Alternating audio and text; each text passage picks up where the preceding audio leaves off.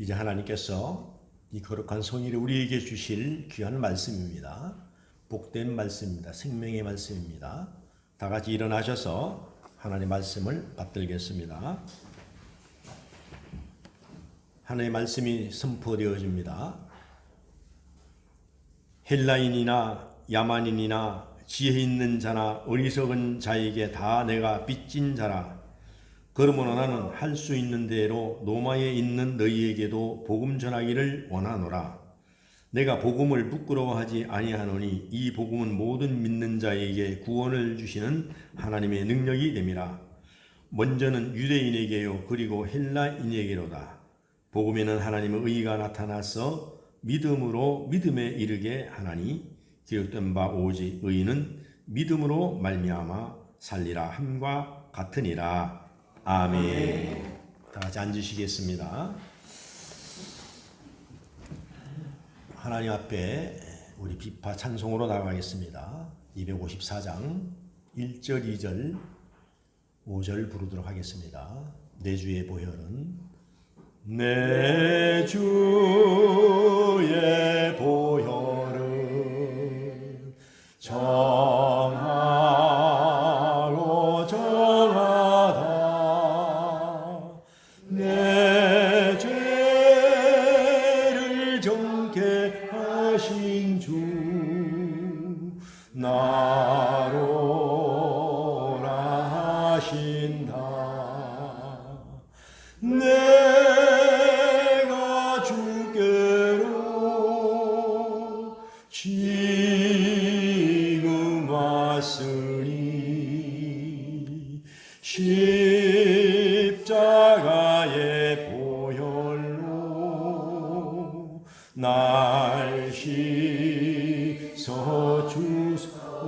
두 손을 가슴에 대고 약하고 취해도 약하고 취해도 주께로 나가면 힘 주시고 내 추함을 씻어 주시네. 내가 주께로 지금 왔으니 십자가의 보혈로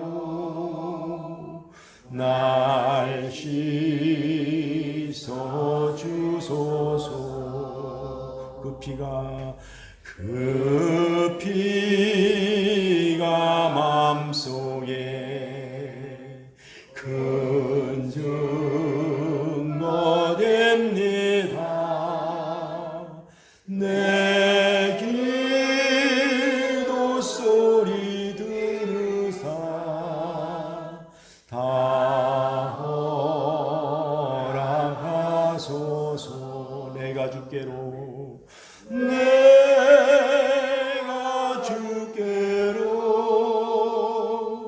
지금 왔으니 십자가의 보혈로 날 씻어 주소. 내가 주께로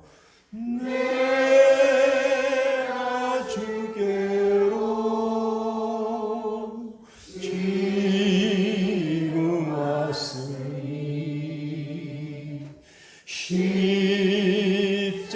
십자가의 보혈로 날 씻어 주소서. 십자가의 보혈로 나를 십자가의 보혈로 날 씻어 주소서.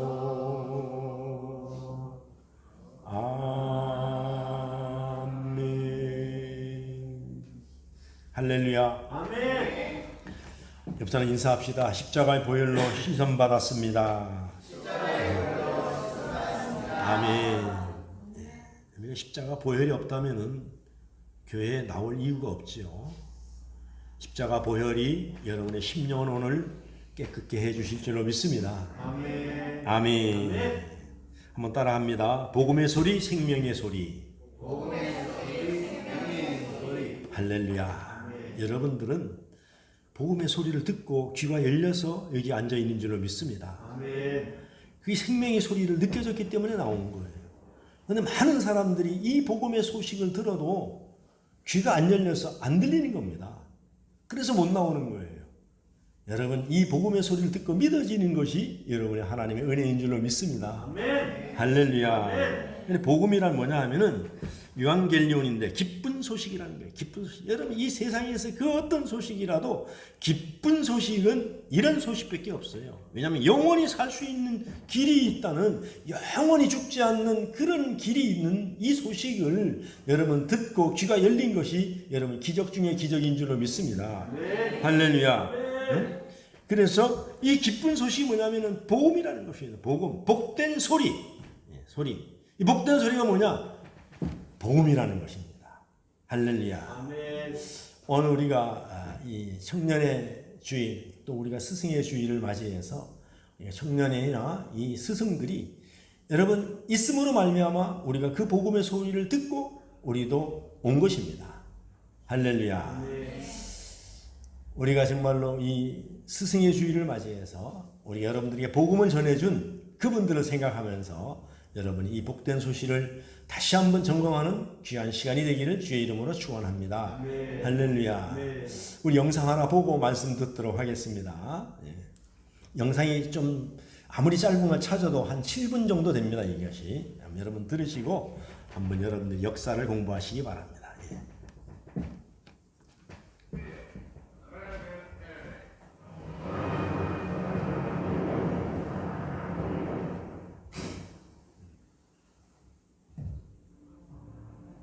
일본의 하와이 진주만 공습으로 미국이 본격적으로 2차 세계대전에 개입하게 되었고 태평양 전쟁이 시작되었습니다.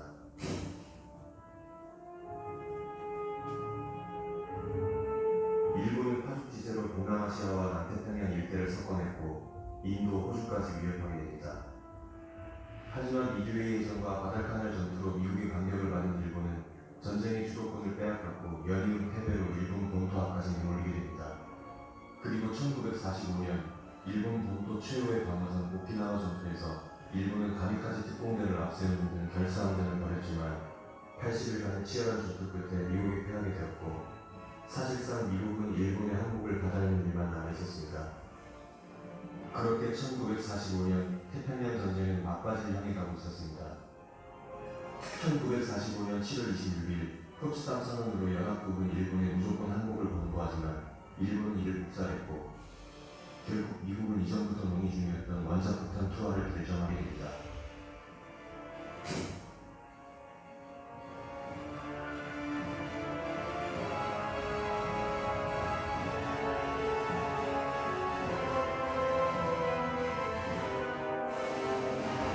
맨해튼 프로젝트의 책임자였던 레슬리 그로버스 소장을 중심으로 이루어진 원자폭탄 목표 선정위원회. 목표 선정위원회에는 로버트 오펜하이머, 폰 로이만 등 맨해튼 프로젝트의 중심이었던 물리학자, 수학자 등이 포함되어 있었습니다.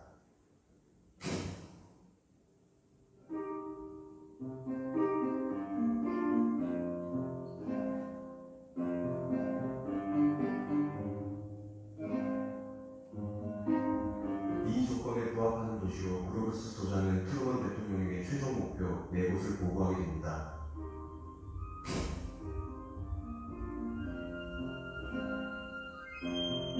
일본에서 8번째로 인구가 많은 도시임에도 불구하고 2차 대전 막바지까지 폭격을 한 번도 받지 않았고 주요 병력과 시설물들이 있었던 히로시마는 첫 번째 타깃이 되었죠. 1945년 8월 6일 북마리아나 제도의 티니안 섬에서 미 전투기 B-29 에놀라 베이가 원자폭탄 리틀 보이를 탑재하고 출격했습니다. 출격한 전투기는 총 7대.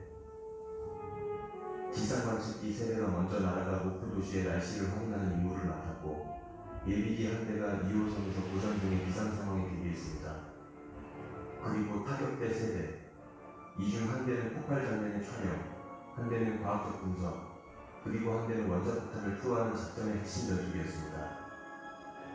신예한 섬에서 이륙한 후 각 폭격기는 상계 비행을 하다 2호선 고도 2440m에서 제주뼈로 일본 본토로 향하게 됩니다.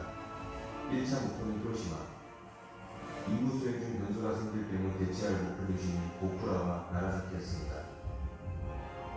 밤새도록 원자폭탄 조립을 반복한 윌리엄 파슨스 대령은 모리스 잭슨 중사가 손전등을 비춰주는 가운데 괴물과 진동이 몰아치는 에놀라 베이 안에서 리틀보이의 조립을 완벽히 해내게 됩니다. 그리고 폴 티레시 대령은 에놀라 베이 기내에서 그들이 싣고 가는 신형폭탄을 원자폭탄이라고 부른다는 것을 처음으로 공표했고 대원들이 원자폭탄이라는 이름을 들어본 것은 이때가 처음이었습니다. 원폭투와 1시간 전 일본 본토 남쪽 부근에서 일부 미국 비행 편대를 발견한 일본은 공습 경보를 울렸으나 숫자가 몇 안 되는 것을 보고 공습 경보를 해제합니다.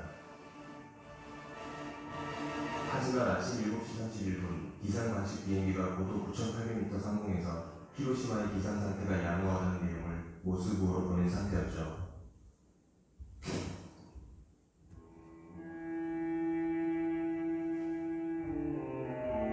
평소와 다름없이 평화로웠던 히로시마의 아침. 8시 15분 폴 티레치 대령은 원자폭탄 리틀보이를 투하했습니다. 리틀보이는 고도 9,470m 상공에서 43초 동안 떨어졌고 도시 위 570m 상공에서 폭발했습니다. 폭격이 터진 순간 히로시마 시민들은 엄청나게 밝은 빛을 목격했습니다. 생존자들이 순수한 흰색이라고 묘사한 이 빛은 손으로 가린 자신의 뼈가 보였다고 할 정도의 말도 안 되는 밝은 빛의 감마장이었습니다.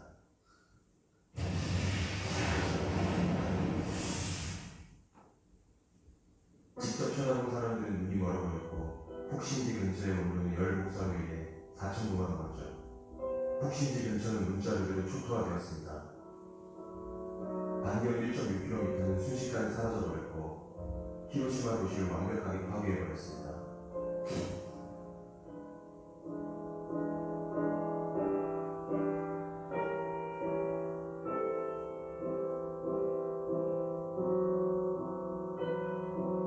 즉사한 사람은 10만여 명, 그날 하루 10만여 명이 사망했고 1945년 말까지 원폭으로 인해 생긴 총 사망자는 16만 명이 넘었습니다.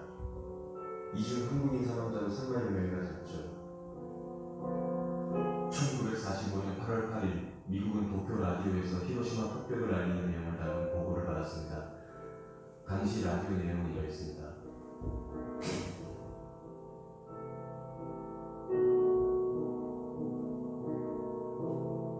히로시마 원폭 투하 후 괌에서 다음 작전을 논의하던 미국은 바로 다음 원자폭탄 펜맨 투하를 결정하게 됩니다. 목표는 나가사키. 히로시마 원폭 3일 후인 1945년 8월 9일 나가사키에서 두 번째 핵무기가 폭발했습니다.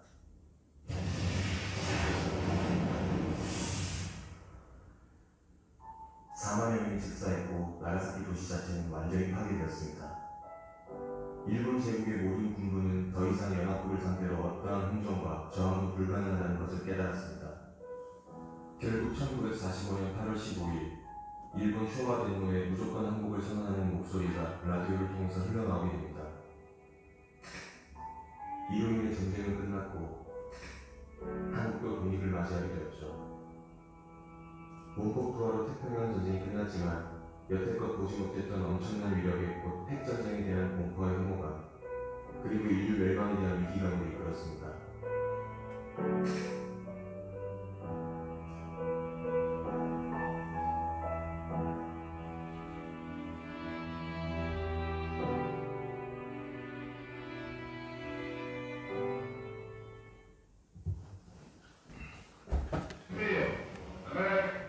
예.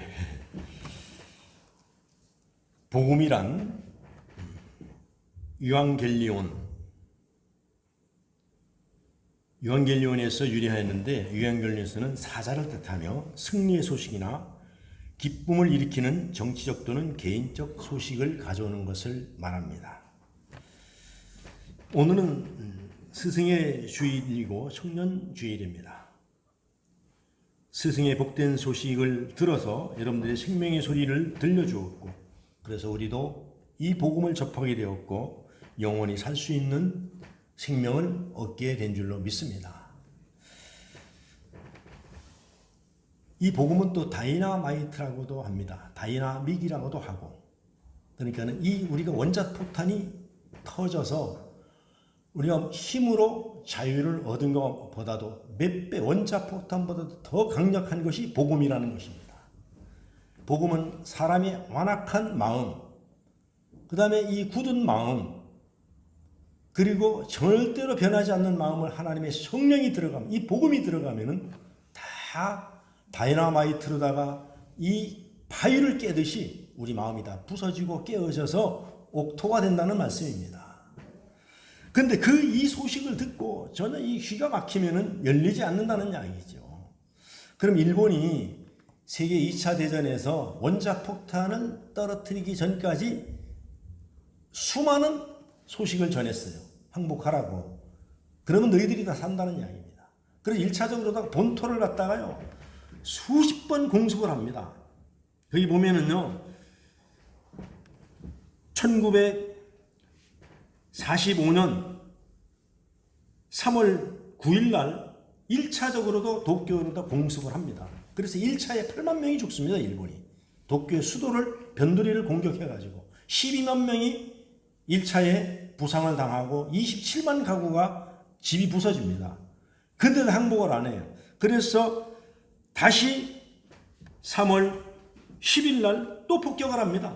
그래서 그 도쿄 변두리를 갖다가 무려 몇 번이나 하냐면 3월 10일 날, 4월 13일, 4월 15일에서 16일 이틀간, 그 다음에 5월 23일에서 24일, 그 다음에 5월 25일에서 26일 그냥 초토화를 시켜버립니다. 여러분, 일본 전역이 히로시마와 나카시마와 고코아만 빼놓고는 다 공격을 받았어요.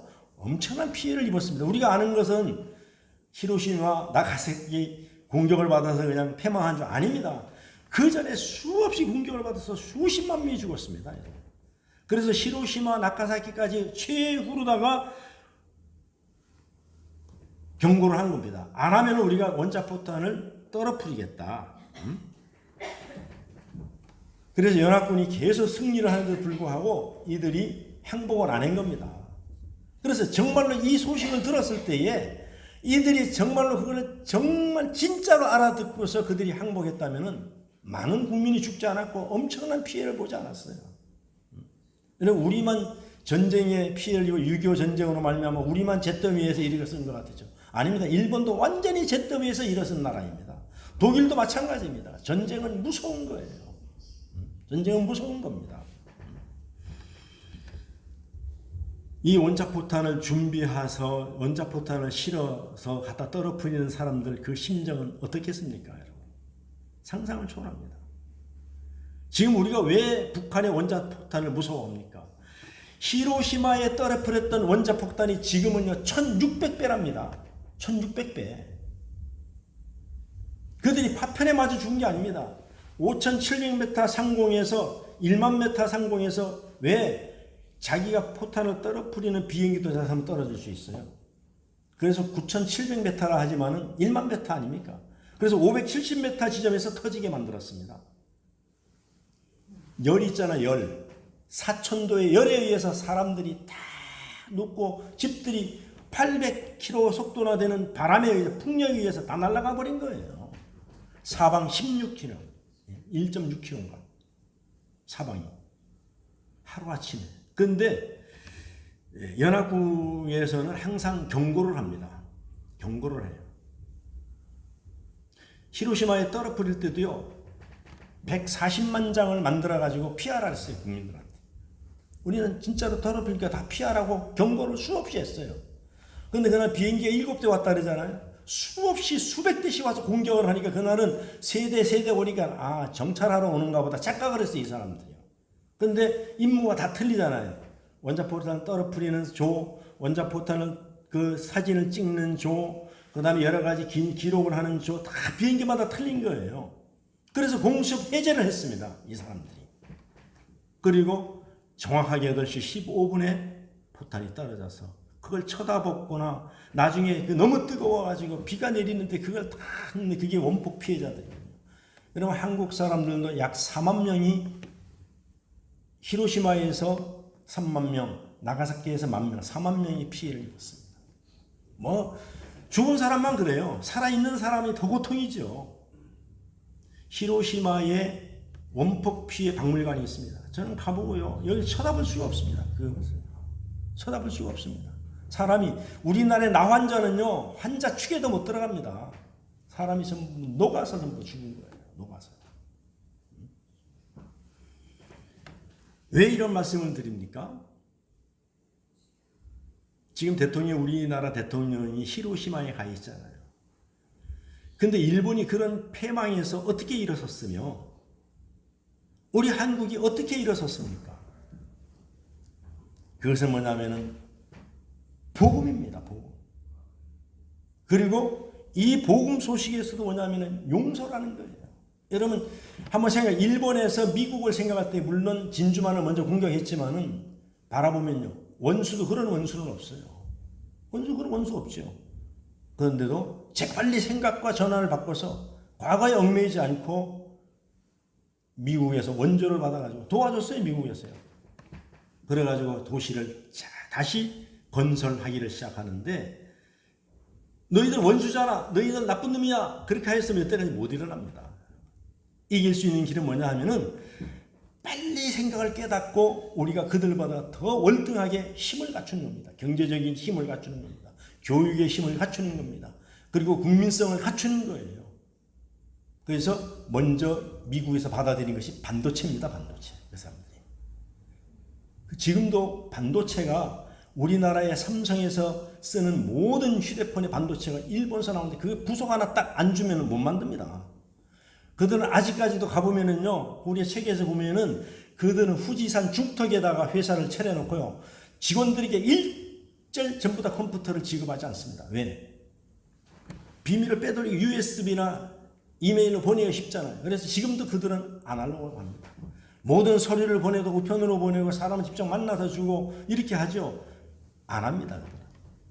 그래서 독과점 품목이잖아요. 그래서 우리가 휴대폰을 만들 때 거기서 그 부속을 안 주면 못 만드는 거예요. 일본 사람들은 철두철미합니다. 그렇게. 우리는 직원들 보세요. 평생을 갖다가 그 직장에서 벌어먹고 평생을 갖다 그 직장의 혜택을 보고 자녀들 키우고 정말 덕을 봤으면서 나올 때 말이죠. 모든 걸 갖다 담아가지고 그냥 중국에다 팔아넘겨가지고 우리가 이런 어려움을 겪잖아요. 조선이고 비행기고 반도체고 다 팔아넘겨갖고 우리 다 따라오고 있잖아요. 지금. 근데 일본 사람들은 아무리 회의를 해도 안 넘긴답니다. 그 사람들. 내가 우리 회사에 와가지고 내가 평생 벌어먹고 우리 자녀들 교육시키고 봉급받고 내가 살았는데 그거 내가 몇 푼 받겠다고 내가 돈에다가 양심을 팔 수가 없다는 것입니다. 그들이 얼마나 안 좋으냐. 우리가 포항제철이나 우리가 자동차를 만들고 할 때 보면은요, 그들이 포항제철 팀들이 가가지고 안 가르쳐줘가지고 그림을 그려왔잖아요. 전부 다. 포항제철 거기 박물관에 가면 다 있어요. 처음에 가 그들이 하는 걸 다 그림을 그려옵니다. 그래서 앉아가지고 그림을 전부 내놓고 연구를 하고 그래서 그 기술을 빼내는 겁니다. 처음에 현대자동차도 마찬가지입니다. 우리가 안 가르쳐줘가지고 말도 안 통하고 그러니까 가서 그림을 전부 그려왔어요. 그 박태준 씨 같은 사람들은 대단한 사람입니다. 그러니까 이 복음의 소식이 들려왔을 때에 진짜로 믿어야 되는 거예요. 원자폭탄을 터트린다면 터트린 줄 알아야 되는데 이거를 안 믿었기 때문에 엄청난 걸 당한 겁니다. 그 우리나라도 빨리 우리가 세계를 제패할 수 있는 길은요, 남북이 하나 되는 거예요. 남북이 하나 되는 겁니다.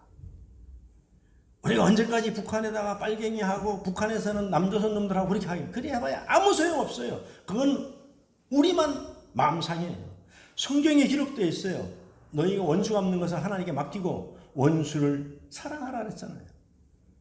너희 원수 이길 수 없어요. 여러분 우리가 욕하고 싸워서 이길 수 없습니다. 절대로. 그 무슨 소용이 있어요? 아무 소용이 없어요. 일본이 패망하는 원인 중에 하나가 뭐냐면요,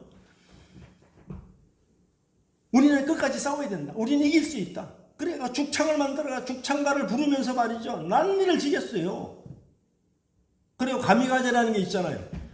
가미가제가 뭔지 아시죠? 포탄을 안고 뛰어드는 겁니다. 그 해봐야 아무 소용없어요.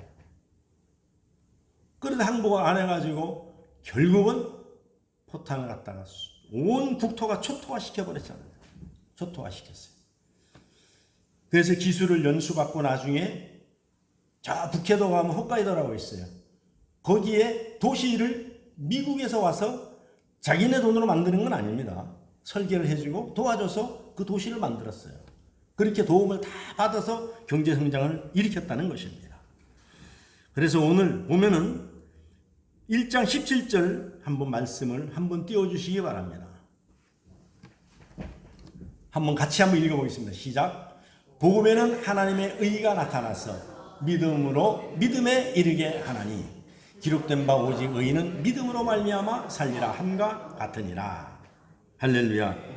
우리가 예수 믿는 것은요, 하나님의 은혜로 말미암아 우리가 옳은 소리, 바른 소리, 정직한 소리를 들을 수 있는 그런 사람으로 거듭나야 된다는 것입니다. 믿음의 사람들은요.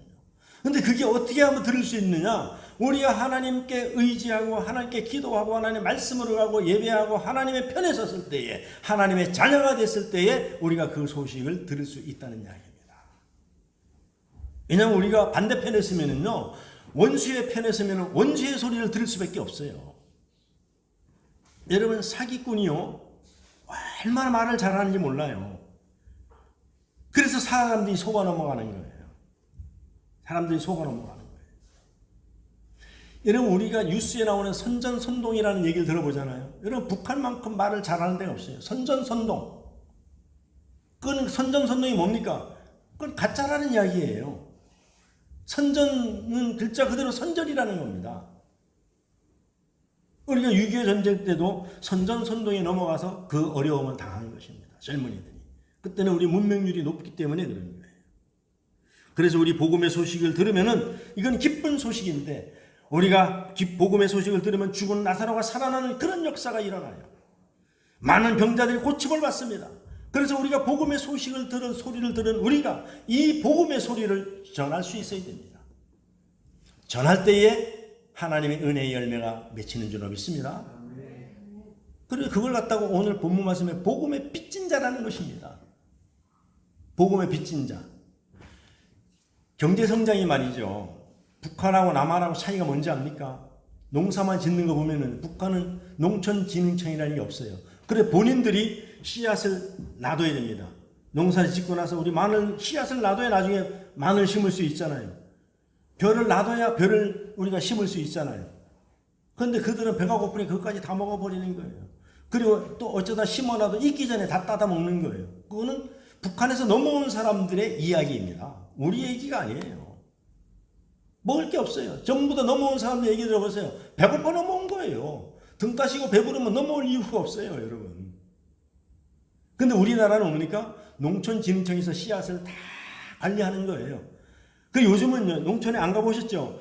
옛날에는 모를 좀 심었잖아요. 요즘 그것도 없어요. 농촌진흥청에서 모를 다 씨앗을 뿌려서 벼를 이만큼 자라게 해가지고 다 농촌에다 보급합니다. 그럼 지금쯤 있잖아요. 이제 6월달 되면 심잖아요. 이제 5월 말이잖아요. 지금부터 이제 쓰레를 해서 논물을 딱 만들어놔요. 그럼 농촌진흥청에서 벼를 갖다 줍니다. 모내기를. 옛날 모내기 했잖아요. 안 해요. 그러면 그 모를 갖다가 기계에 넣어가지고 틀에다 드르르 왔다 갔다 하면 벼가 다 심어지는 거예요. 근데 북한 사람이 보고 뭐라 합니까? 마술한다는 마술. 그 사람들은요. 그러니까 복음의 소식을 듣고 그 사람들은, 북한에서 넘어온 사람들은 복음의 소식이 이것이요. 그들이 와서 하는 얘기가 공통점이 뭡니까? 나만은 천국이라는 이야기입니다. 자기들은 지옥에 살고 있었다는 겁니다.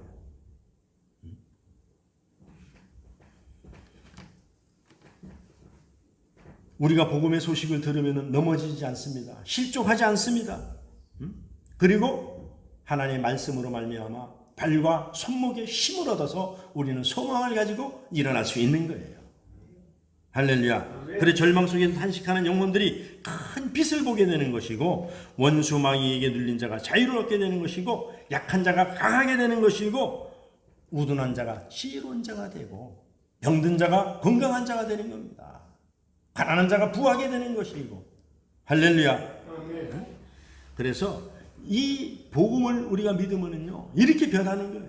이거는 다이나마이트로 원자폭탄으로 바꾸는 것이 아니라 그것보다 더 강력한, 타지도 않고 상하지도 않고 병들지도 않는 원자폭탄보다 더 강력한 다이나마이트 같은 그 하나님의 말씀이 우리의 심령을 새롭게 해준다는 이야기예요. 할렐루야. 아멘. 그래서 인류의 최초의 사건은 예수님에 대해서, 예수님에 의하여, 예수님에 관하여 이루어진 사건을 설명하여 전하는 것을 우리가 뭡니까? 복음이라고 하는 거예요.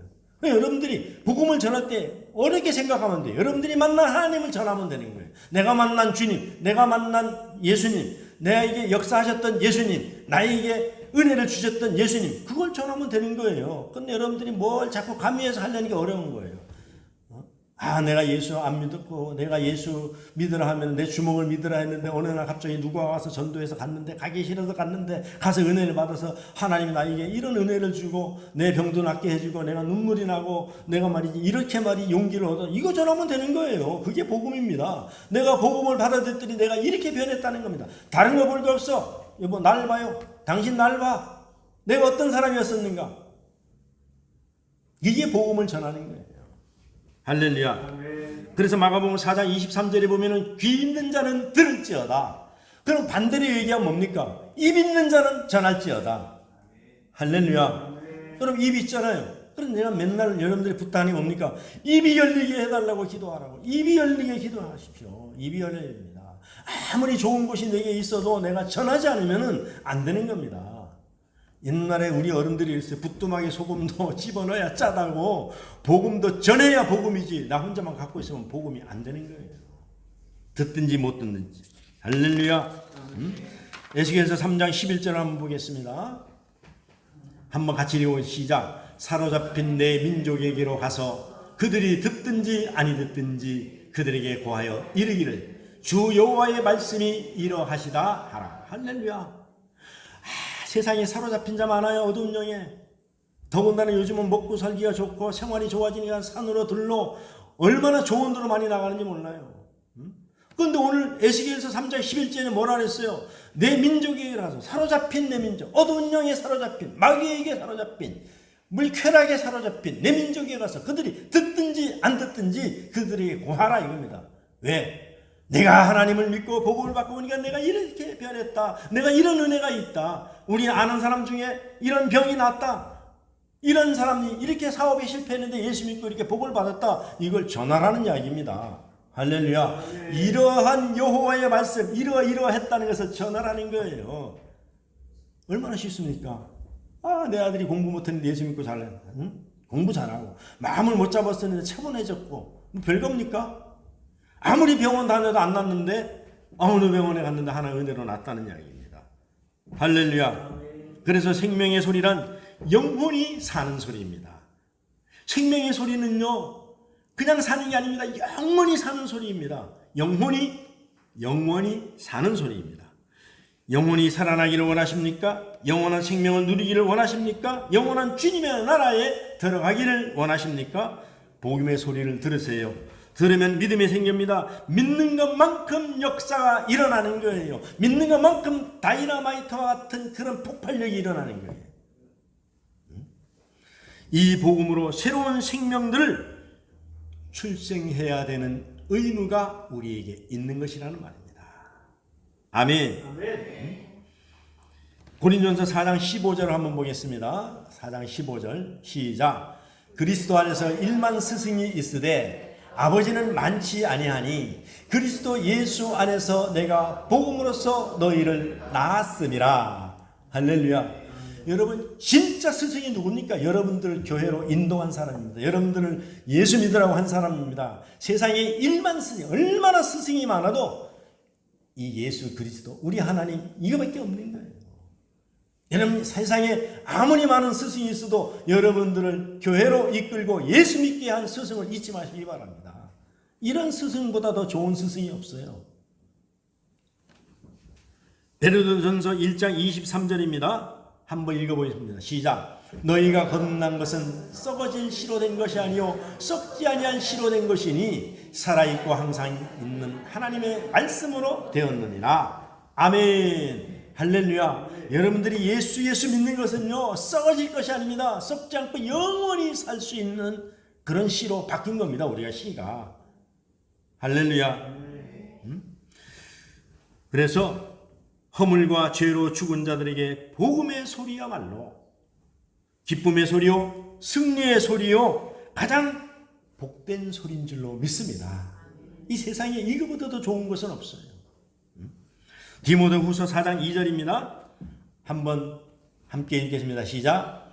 너는 말씀을 전파하라. 때를 얻든지 못 얻든지 항상 힘쓰라. 범사에 오래 참음과 가르침으로 경책하며 경계하며 권하라.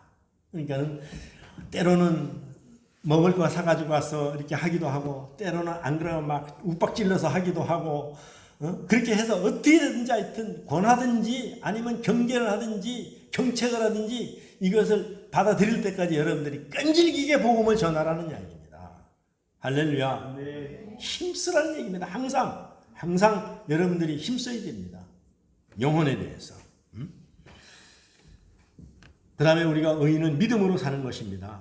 왜? 의인의 칭의의 결과 얻어지는 것은 거룩한 이름이잖아요. 우리가 거룩한 백성이라 해요. 하나님의 아들이잖아요. 우리가 하나님의 딸이잖아요. 하나님의 자녀잖아요.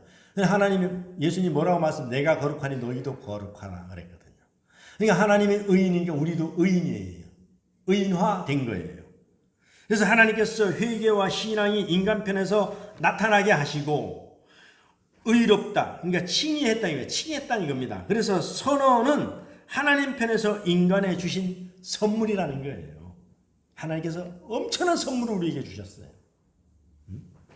따라서 칭의는 하나님께서 예수 그리스도로 말미암아 율법의 모든 요구가 충족된 결과 죄인에 대해서 무죄를 선언하는 법적인 효과가 있다는 이야기입니다. 법적인 효과. 무슨 얘기냐면은 여러분 우리가 사면이라는 게 있잖아요. 사면. 법무부 장관 사면이 있고 대통령의 사면이 있습니다. 아무리 중죄인이라도 대통령이 사면하면 그걸로 끝나는 거예요. 그 다음부터는 죄가 없는 겁니다. 죄가 없는 거예요.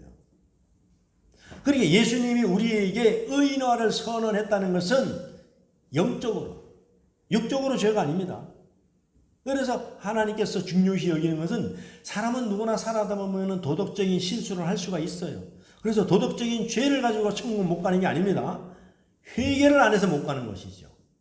그래서 회개하고 오면은 누구든지 의인화 시켜준다는 겁니다. 이거보다 더 좋은 사면이 어디 있겠습니까? 세상에 이런 하나님의 사면이야말로 그 누구도 방해할 수도 없는 사면이라는 이야기입니다. 그래서 로마서 3장 24절 한번 보겠습니다. 한번 읽겠습니다. 시작. 그리스도 예수 안에 있는 성령으로 말미암아 하나님의 은혜로 값없이 의롭다 하심을 얻은 자 되었느니라. 할렐루야. 하나님이 우리를 속량하시고 우리가 무슨 돈을 갖다 주고 우리가 무슨 금은보화를 주고 우리가 잘해가지고 된 것이 아니라 하나님의 은혜로, 하나님의 절대적인 은혜로. 할렐루야. 근데 구원이 무엇이냐고 묻는다면은 예수님 믿어서 그 믿음으로 하나님께 의인으로 인정받는 것이라고 대답하면 되는 거예요. 구원이 뭐냐 하면은 예수 믿고 예수 안에서 우리가 구속으로 말미암아 하나님 우리를 딱 구속시켜 주셨다는 이야기입니다. 구속이란 뭡니까? 딱 경계를 그어놓고 여기 바깥에 나가면 안 돼 이런 얘기, 이게 구속입니다. 그래서 우리가 감옥에 가는 사람 뭐라 그래요? 구속시켰다 그러잖아요. 구속. 그리고 우리는 하나님의 말씀으로 구속당한 사람들입니다. 그래서 자유를 얻되 하나님 말씀 안에서 살아가야 되는 사람들입니다. 할렐루야. 그래서 우리가 그 예수를 믿음으로 말미암아 그 믿음으로 하나님께서 우리가 의인으로 인정받은 것이다 이겁니다. 이 예수 믿는 것이 뭐냐 하면은 인정받아서 영원히 사는 것이다 이겁니다. 할렐루야. 아멘. 사람들이 그래요. 한 번 죽으면 그뿐이지 뭘 그렇게 말이지 그냥 이 땅에서 잘 먹고 잘 살다 가면 되지. 그래 이 세상뿐이면은 나도 그렇게 하고 싶죠. 근데 내가 믿는 것은 이 세상뿐이 아니고 영원히 산다니까요. 그래서 북한에 넘어와서 이런 얘기를 하더라고요. 그 지옥과 천국이 뭐냐 하면은 예수 믿으면은 한번 여러분 맞춰보세요. 여러분 계란을 스스로 깨고 나오면 뭐가 됩니까? 예? 뭐가 돼요? 크게 얘기해 보세요. 병아리. 맞습니다. 스스로 깨고 나오면 병아리. 그럼 사람이 깨고 나오면은 사람이 깨서 나오면은 후라이. 계란 후라이라는 겁니다. 예? 그래 보세요.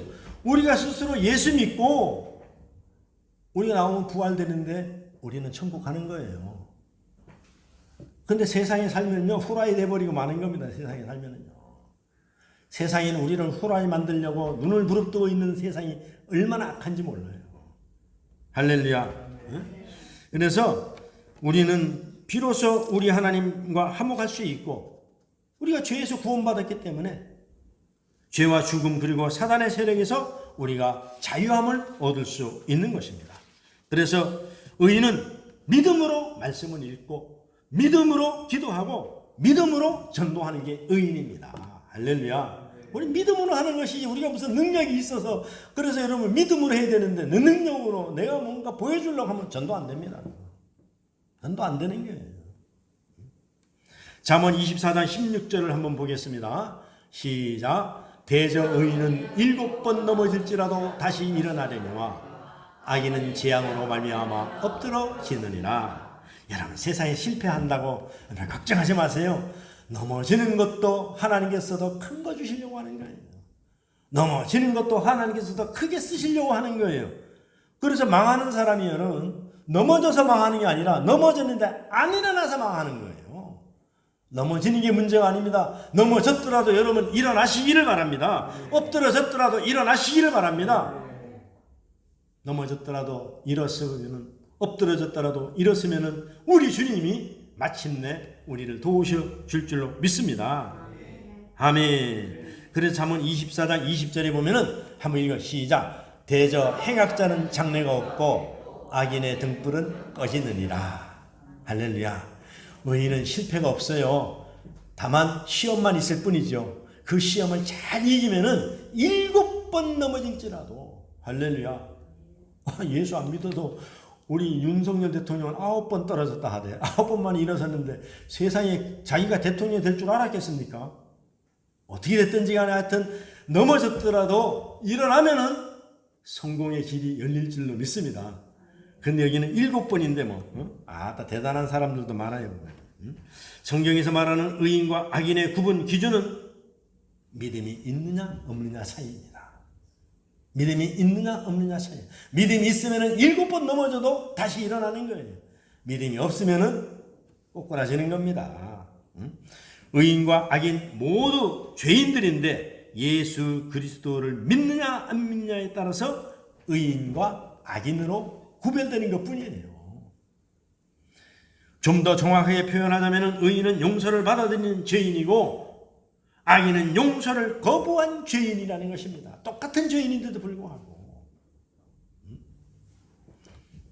의인은 이 세상을 살면서 7번 넘어져도 다시 일어납니다. 넘어지는 횟수만큼 더욱더 은혜 속에 강건해지기 때문에 그래요. 그래서 로마서에 보면 있잖아요. 여러분 죄인이 은혜가 더 크다 그랬잖아요. 죄인이 은혜가. 그럼 왜가 죄지라는 얘기입니까? 그 얘기 아닙니다. 내가 죄인인 것을 더 하나님께 고백하는 횟수가 많아질수록 하나님의 은혜가 더 많이 내린다는 것입니다. 할렐루야. 하나님이 내가 불쌍히 여기지 내가 죄인입니다 할 때에 하나님의 은혜가 더 임할 때에 하나님의 능력과 권능이 임하는 것입니다. 근데 나는 의인입니다. 나는 내 혼자 살 수 있습니다. 한번 해봐라 그러잖아요. 주님께서 뭐는 넘어질까 할 때 이제 일어섰다고 생각할 때 넘어질까 조심하라 그랬잖아요. 너 혼자 일어섰어? 넘어질까 조심해라. 쓰러질까 조심해라. 망할까 조심해라 이런 얘기입니다. 왜냐하면 넘어질 때마다 자기 자신의 자격 없음을 인정하고 더더욱 주님의 은혜를 힘껏 붙잡고 살아야겠다는 다짐이 주님을 의지하는 것으로 변화되기 때문에 그렇습니다. 이것은 사탄 마귀의 입장에서 완전히 기가 막히고 정말로 세상 말로 청년들이 어린아이들이 얘기하는 뿅 돌아버리고 싶은 거예요. 마귀는 저것이 넘어져서 안 일어났으면 좋겠는데 자꾸 일어나니까 마귀가 그냥 속된 말로 환장하고 자빠지겠는 거예요. 여러분, 일어나면은 마귀는 두려워합니다. 그러나 우리가 넘어져 있으면은, 낙심하고 있으면은, 소망을 잃고 있으면은 기뻐하는 것은 마귀뿐입니다. 할렐루야. 초대의 성도들이 그랬습니다. 아무리 로마 황제의 공권력을 동원하여 핍박하고 죽이고 십자가에 매달아도 그들은 신앙을 걷잡을 수 없을 만큼 활활한 용광로 마냥 불타올랐습니다. 이것이 바로 의인들의 삶인 것입니다. 여러분들 어려움이 왔습니까? 고난이 왔습니까? 여러분 힘듭니까? 혼자 해결할 길이 안 보입니까? 칠흑 같은 어두운 길을 걷고 있습니까? 그럴 때일수록 하나님 앞으로 자꾸 나오시기 바랍니다. 할렐루야. 할렐루야. 자꾸 나오는 거예요. 알고 보면 그런 거예요. 여러분 요즘은 농사를 안 지어서 잘 모르지만은요. 북한 사람들은 지금도 그렇게 하고 있다 하더라고요. 키 있잖아요. 이거 키 이거 혹시 넣어가지고 하는 거예요. 그러면 이렇게 하면 어떻게 되냐? 얼마나 고통스럽겠어요. 그런데 알곡은 앞으로 자꾸만 옵니다. 알곡은요. 지푸라기나 그런 껍데기는 바깥으로 바람 불면 휘 날아가 버려요. 그래서 알곡을 골라내잖아요. 우리가요. 농사일 때. 알곡은 세상 풍파가 어려울 때마다 하나님 곁으로 자꾸만 오는 거예요. 그럼 때가 되면 하나님께서 해결해 주실 줄로 믿습니다. 그래서 마귀는 나를 주님으로부터 떼어놓으려고 하지만 주님의 품 외에 다른 어떤 것도 없다고, 내가 여기 아니면 갈 곳이 없다고, 여기 아니면 몸담을 곳이 없다고, 여기 아니면 내가 어디 가겠습니까? 그래서 찬송가 우리가 부르잖아요. 주님 나를 박대하시면 내가 어디 가란 말입니까? 주님 나를 외면하면 내가 어디로 가란 말입니까? 내가 갈 데 없습니다. 주님 품밖에 없습니다. 십자가 밑에밖에 없습니다. 그럴 때 주님 우리를 만나 주실 줄로 믿습니다. 그래서 의인들이 이렇게 7번 넘어져도 다시 일어날 수 있는 이유는 주님의 용서는 끝이 없기 때문에 그렇습니다. 여러분 우리가 마태복음 18장 21절에서 21절 잘 알잖아요. 한번 우리 읽어보겠습니다. 시작. 그때에 베드로가 나와서 이르되 주여 형제가 내게 죄를 범하면 몇 번이나 용서하여 주리이까? 7번까지입니까? 그때 예수께서 이르시되 내게 이르노니 7번뿐만 아니라 7번 70번까지라도 할지니라. 할렐루야. 7번 정도가 아니라 7번 70번까지라도 하라는 이야기입니다. 몇 번까지 용서하지만 그 이상 초과하여 죄 지으면 용서할 수 없는 조건부적인 용서가 아닙니다. 그가 회개할 때까지 용서해 주라는 이야기입니다. 전도에다 적용하면요, 한두 번 나가서 끝나는 것이 아니라 나올 때까지 가서 복음을 전하는 거예요. 할렐루야. 그래서 오늘 하루도 주님을 따르는 우리는 의인들입니다.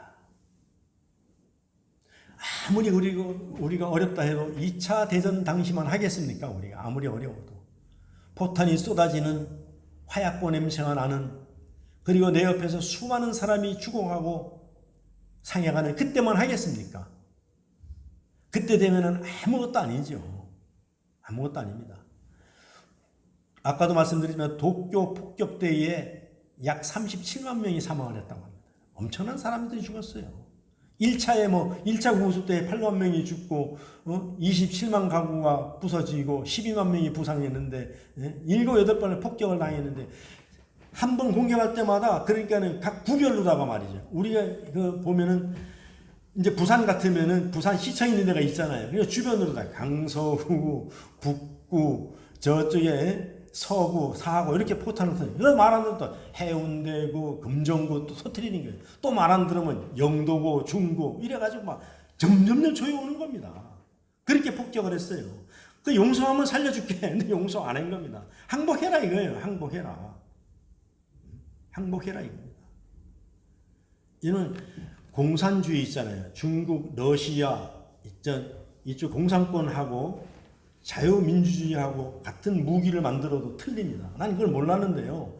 북한에서 넘어온 사람이 얘기하더라고요. 자기들이 깜짝 놀랐답니다. 왜냐하면 전투기를 하나 만들어도 공산당들은요, 무조건 살상 무기만 만든답니다. 가서 막 폭격을 해가지고 비행기가 떨어지는지 말든지, 그래서 막 무조건 살상만 만든대요. 근데 이 자유국가는 안 그렇다는 얘기입니다. 가다가 아군의 비행기가 폭격을 맞아 떨어져도 조종사를 살릴 수 있는 장치를 다 한다는 거예요. 이 차이가 아무것도 아닌 것 같아도 엄청난 겁니다. 엄청난 거예요. 모든 걸 무기를 만들어도 이렇게 만든다는 거예요. 아군이 안 다치도록.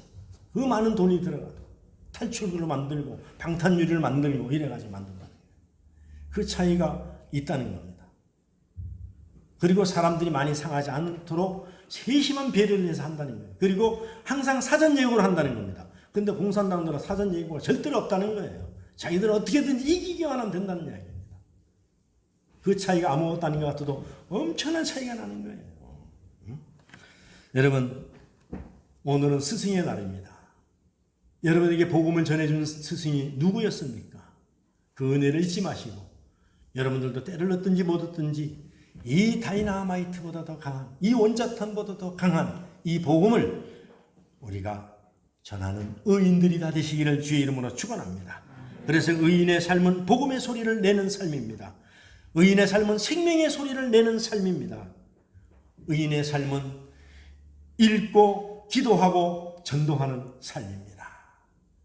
우리 다 같이 하나님의 의인으로 살아가기에 부족함이 없는 복음의 소리, 생명의 소리를 전한 우리 상관교회 성도들이 다 되시기를 주의 이름으로 부탁드리고 축복합니다.